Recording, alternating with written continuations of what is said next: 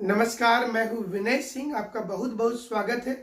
छठी JPSC के विज्ञापन रद्द करने को लेकर भी एक याचिका पर सुनवाई चल रही है। एक याचिका पर सुनवाई करते हुए छठी जेपीएससी ने रिजल्ट को रद्द किया था और अब सुनवाई शुरू हुई है कि छठी जेपीएससी का विज्ञापन ही रद्द कर दिया जाए। इसकी अंतिम बार जो सुनवाई होगी, अगली सुनवाई जिसे कहा जाएगा, 13 अगस्त को होगी।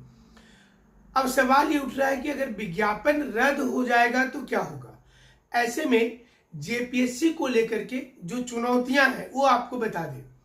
326 अभ्यर्थी के मामले में संजय कुमार द्विवेदी जी की कोर्ट ने जो पूर्व में फैसला दे दिया था कि ये परीक्षा को रद्द करते हुए, यानी कि रिजल्ट को इनवैलिड करार देते हुए, नए विद्यार्थियों को 8 सप्ताह के अंदर रिजल्ट में जगह दिया जाए।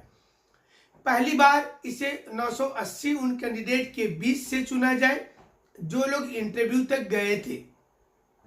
अगर उसमें पूरी संख्या नहीं हो पाती है तो फिर दूसरा कोई व्यवस्था के बारे में विचार किया जाएगा। लेकिन अब जो नई सुनवाई शुरू हुई है, जिसमें यह डिमांड किया जा रहा है कि परीक्षा के विज्ञापन को रद्द किया जाए, क्योंकि नियमों के अनुरूप ये नहीं हुआ था। नियम कानून को ताक पे रख करके परीक्षा लिया गया था और वहां रिजर्वेशन की प्रक्रिया को सही तरीके से नहीं अपनाया गया था, इसलिए इसे रद्द कर देना सही होगा।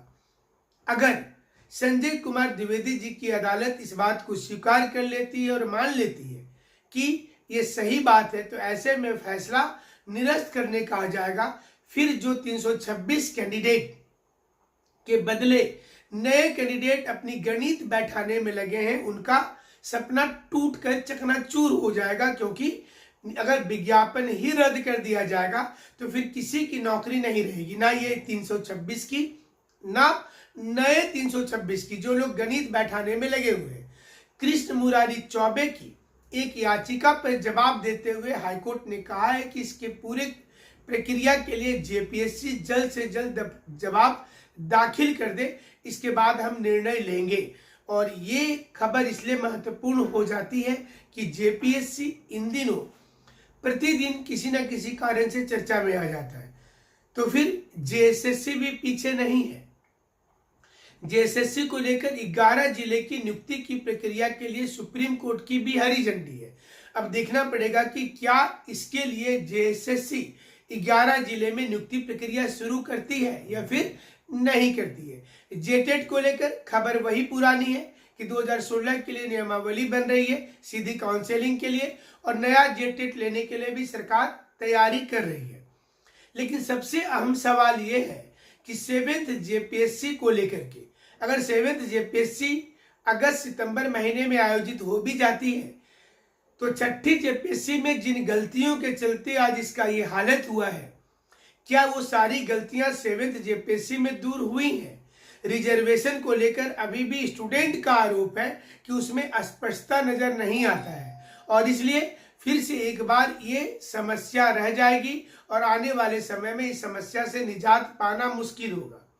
वहीं दूसरी ओर जेपीएससी यह भी कोशिश करेगी कि 7वीं, 8वीं, 9वीं और 10वीं जेपीएससी में प्रक्रिया एक बार शुरू हो तो अंतिम पड़ाव तक पहुंचे, क्योंकि आमतौर पर ऐसा होता है कि जेपीएससी का हर स्टेज में एक प्रक्रिया माननीय उच्च न्यायालय के पास चला जाता है। और इसलिए इस बार अगर एग्जाम लिया जाता, उसके पहले 3-4 बुनियादी सवाल जो हमने उठाया था, जेपीएससी को इन बुनियादी सवाल पर ध्यान देना जरूरी होगा।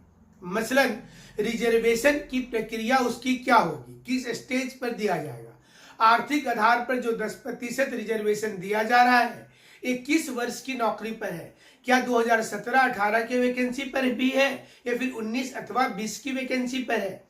अगर इस पर स्पष्टता नहीं होगा तो असिस्टेंट इंजीनियर के तर्ज पर यह परीक्षा भी रद्द करने की घोषणा आ सकती है।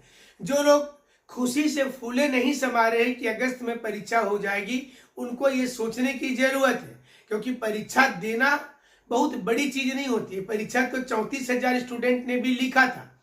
रांची में उस समय लग रहा था कि कश्मीर में परीक्षा हो रही है, सेना के जमावड़े में परीक्षा हो गया था। लोग बहुत खुश हुए थे कि उन्हें मेंस लिखने का मौका मिल गया है। लेकिन हुआ क्या, अंत में 28,000 स्टूडेंट को रिजेक्ट किया गया। इसलिए पहले जरूरी ये है कि आप सपना पहले मत दिखाइए, पहले ये कोशिश कीजिए कि नियमावली सही हो जाए। सही नियमावली पर ही परीक्षा हो, भले ही 2 महीना देरी से हो। बिहार में ऐसा हो रहा है, बंगाल में वैसा हो रहा है, उड़ीसा में ऐसा हो जाएगा, ये देखते हुए झारखंड डिसीजन नहीं ले सकता है, क्योंकि झारखंड के पास सबसे बड़ी चुनौती नियमावली की होती है। उन राज्यों में सही से परीक्षा हो रही है जहां पर नियमावली सटीक है, वहां किसी प्रकार का अड़चन नहीं आता है, लेकिन ये अड़चन झारखंड में साफ तौर पर दिखता है। इसलिए सवाल यहां पर इंपॉर्टेंट है कि क्या आने वाले समय में झारखंड में 7वीं से लेकर 10वीं सिविल सेवा परीक्षा सही मायने में होगी, क्योंकि अभी 1 लाख स्टूडेंट को यह भी नहीं पता होगा कि उनको रिजेक्ट क्यों किया गया है। कई ऐसी खामियां हैं जो इस वक्त जेपीएससी के अंदर ही नजर आ रही हैं। ऐसे में कोई चमत्कार ही हो जाएगा कि अगस्त महीने में, वो भी 1 अगस्त को या 8 अगस्त को परीक्षा हो जाए। बहुत से लोग मैसेज करते रहते हैं कि उनके पास सूचना आई है कि 1 अगस्त को परीक्षा हो ही जाएगी। हम तक ऐसा कोई मैसेज नहीं है, तो इसके लिए हम भी उतने रिस्पॉन्सिबल नहीं होते हैं। हालांकि जवाब देना हमसे आशा होती है तो हम जवाब जरूर दे देते हैं। फिलहाल जेपीएससी में तरह तरह की दिक्कतें हमें नजर आ रही हैं।